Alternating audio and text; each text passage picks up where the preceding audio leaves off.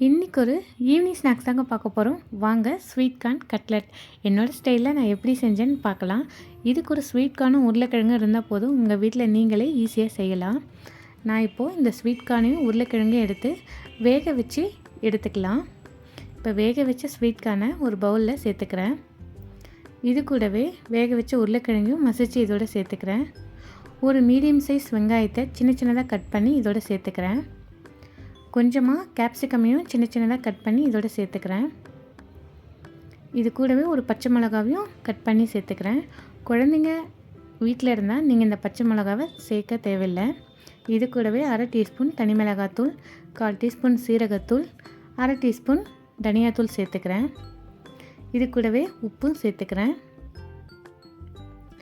இது கூட 1 teaspoon cornflour சேர்த்துக்கிறேன். அப்புறம் நறுக்கி வச்சு கொத்தமல்லியை சேர்த்து இதை நல்லா கையை வச்சு பிசைந்து விட்டுக்கோங்க.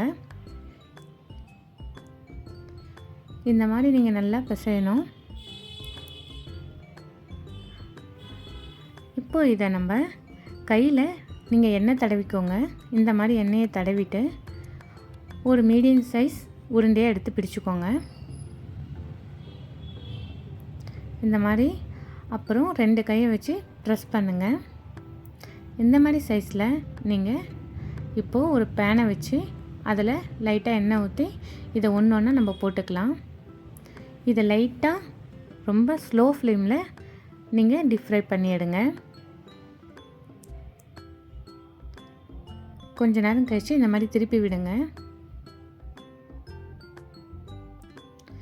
அவ்வளோதாங்க, நம்மளோட ஈஸியான ஸ்வீட் கார்ன் கட்லெட் ரெடி.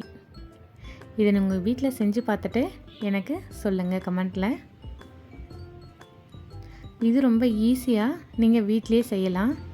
இந்த வீடியோ உங்களுக்கு பிடிச்சிருந்தால் லைக் பண்ணி ஷேர் பண்ணுங்கள்.